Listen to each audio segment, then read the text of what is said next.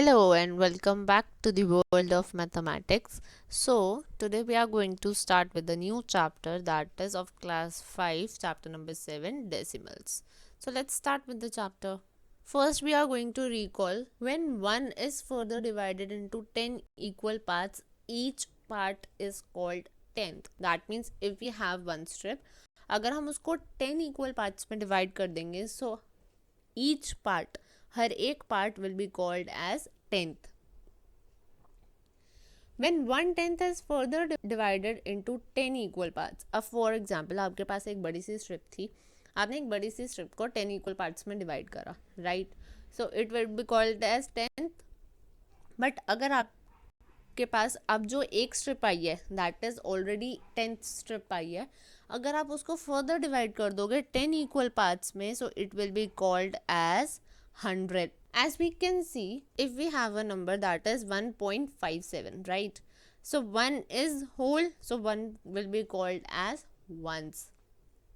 And 5, जो decimal के बाद हमारी फर्स्ट डिजिट आएगी that is called as tens, and जो सेकेंड डिजिट आएगी that will be called as hundreds, right?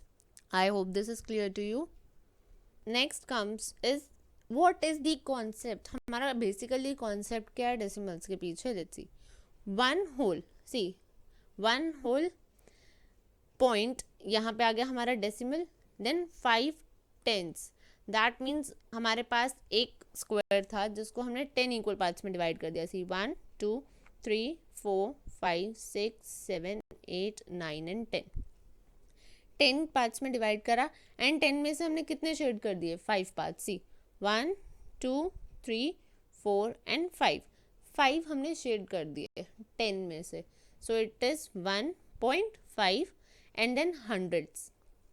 This means हमने स्क्वायर को 100 equal parts में डिवाइड करा. If you will count all the squares in this big square it will be 100, and 100 में से हमने 7 squares को shade कर दिया. सी 1 2 3 4 5 6 and 7. So it is 700s. 1.57. That means 1 plus 5/10 को हम 5/10 में लिख सकते हैं, एंड 700s को हम 7/100 भी लिख सकते हैं.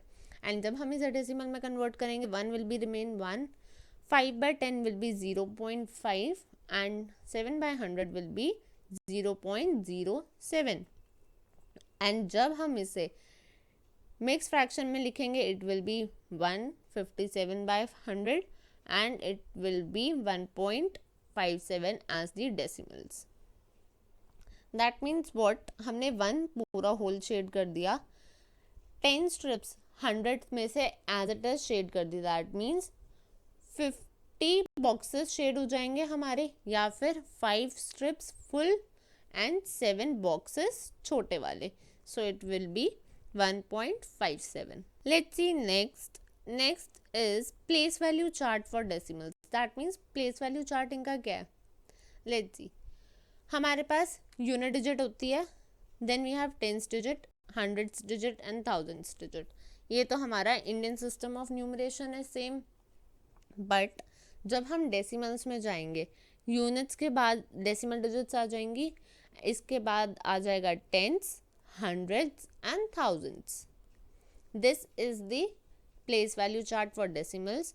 जब हम राइट से लेफ्ट जाएंगे सो हमारी वैल्यूज इंक्रीज होती जाएंगी, एंड जब हम लेफ्ट से राइट आएंगे तो हमारी वैल्यू सारी डिक्रीज होती जाएंगी. We will understand this using your exercise 7a that is given on your page number 104.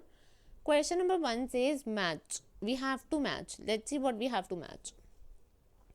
हमें इन दोनों फिगर्स को पहले डिकोड करना है कि ये क्या है, एंड देन हमें इनको मैच करना है.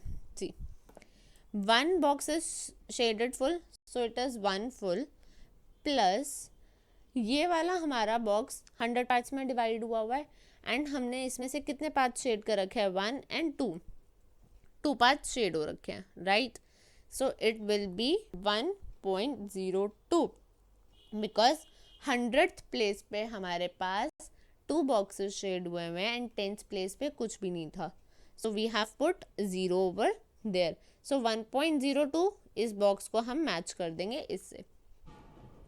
सिमिलरली यहाँ डी पार्ट के अंदर 1 बॉक्स पूरा शेड हुआ है. नेक्स्ट 10 स्ट्रिप्स में से हमारे पास 3 स्ट्रिप्स शेड हो रखी हैं. देन 100 में से कितनी स्ट्रिप्स शेड हो रखी हैं? 1 2 3 4 5 6 7 एंड 8. सो 8 स्ट्रिप्स शेड हो रखी हैं.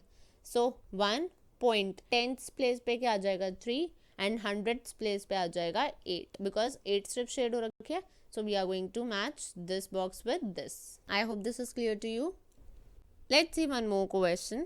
That is question number 2. For the number 186.45, write the digit in the.